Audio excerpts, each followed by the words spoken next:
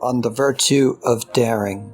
Yet this I charge thee with my might. Live dangerously. Was not this the word of thine uncle Friedrich Nietzsche? Thy meanest foe is the inertia of the mind. Men do hate most those things which touch them closely, and they fear light, and persecute the torch-bearers. Do thou therefore analyze most fully all those ideas which men avoid. For the truth shall dissolve fear. Rightly indeed men say that the unknown is terrible, but wrongly do they fear lest it become the known. Moreover, do thou all acts of which the common sort beware, save where thou hast already full knowledge, that thou mayest learn use and control, not falling into abuse and slavery. For the coward and the foolhardy shall not live out their days. Everything has his right use, and thou art great as thou hast use of things. This is the mystery of all art, magic, and thine hold upon the universe. Yet if thou must err being human, err by excess of courage rather than of caution, for it is the foundation of the honor of man that he dareth greatly. What saith Quintus Horatius Flaccus in the 3rd ode of his first book? Die thou standing.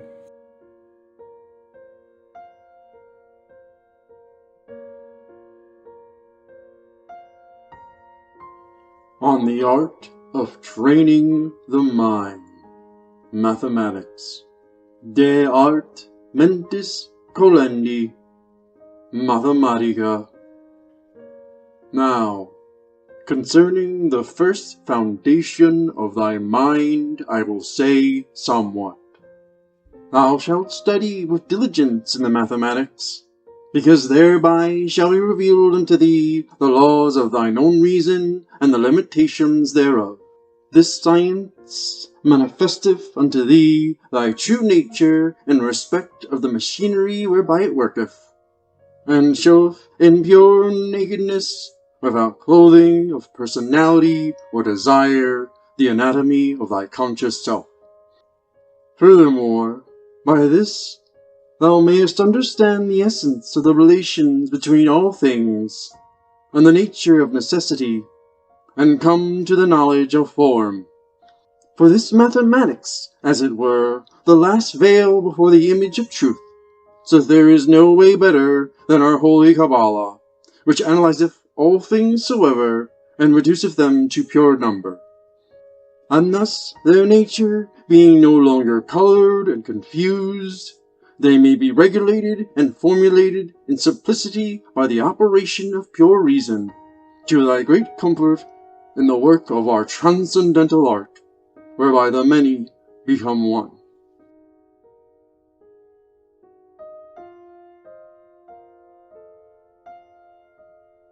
Classics continued. Sequitur.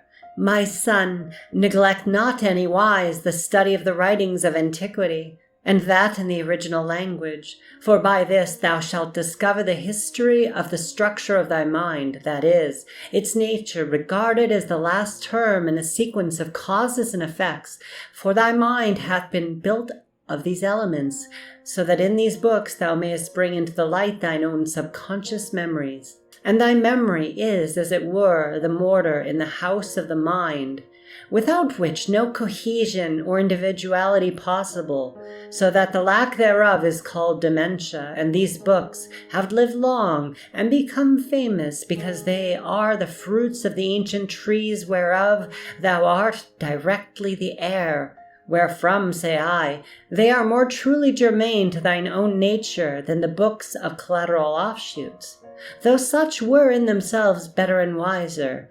Yes, O my son, in these writings thou mayest study to come to the true comprehension of thine own nature, and that of the whole universe, in the dimension of time, even as the mathematic declareth that of space, that is, of extension.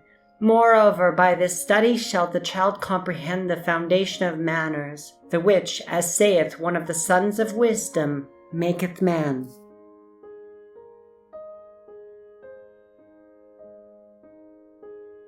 Science, sequitur continued scientifica. Since time and space are the conditions of mind, these two studies are fundamental. Yet there remaineth causality, which is the root of the actions and reactions of nature. This also shalt thou seek ardently, that thou mayest comprehend the variety of the universe, its harmony and its beauty, with the knowledge of that which compelleth it. Yet this is not equal to the former two in power to reveal thee to thyself, and its first use is to instruct thee in the true method of advancement in knowledge, which is fundamentally the observation of the like and the unlike. Also, it shall arouse in thee the ecstasy of wonder, and it shall bring thee to a proper understanding of art magic. For our magic is but one of the powers that lie within us, undeveloped and unanalyzed, and it is by the method of science that it must be made clear and available to the use of man. Is not this a gift beyond price, the fruit of a tree not only of knowledge by to life? For there is that in man which is God, and there is that also which is dust. And by our magic we shall make these twain one flesh, to the obtaining of the empery of the universe.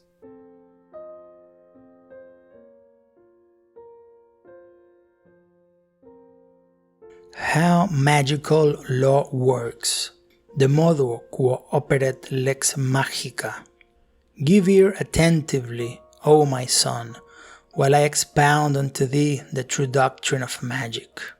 Every force acteth, in due proportion, on all things with which it is connected. Thus, a burning forest causes chemical change by combustion, and giveth heat and motion to the air about it by the operation of physical laws, and exciteth thought and emotion in the man whom it reacheth through his organs of perception. Consider, even though it were by legend, the fall of the apple of Isaac Newton, its effect upon the spiritual destinies of men. Consider also that no force cometh ever to the end of its work. The air that is moved by my breath is a disturbance or change of equilibrium that cannot be fully compensated and brought to naught, though the aeons be endless. Who then shall deny the possibility of magic? Well said Frater, the most learned doctor of the College of the Holy Trinity in the University of Cambridge, that science was but the name of any magic which failed not of its intended effect.